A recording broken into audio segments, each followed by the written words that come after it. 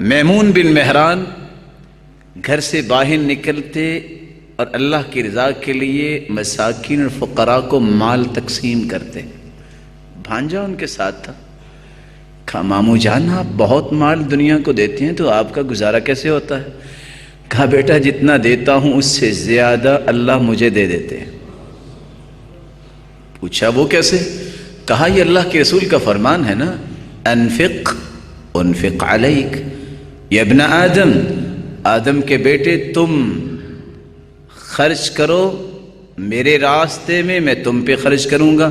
اب یہ خالق و مخلوق کا مقابلہ ہے، کون جیتے گا؟ اللہ ہی جیتیں گے.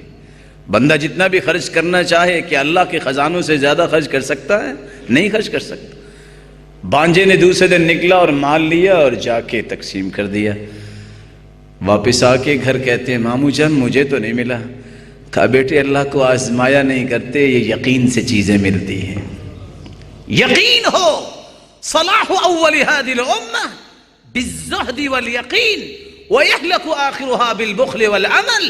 امت کے پہلے لوگوں کو اللہ تعالیٰ نے پوری کائنات کے لیے آئیڈیل بنایا تو زہد کی وجہ سے، یقین کی وجہ سے، اور امت کے آخری لوگ اگر ہلاک ہوں گے تو بخل کی وجہ سے اور لمبی امیدوں کی وجہ سے.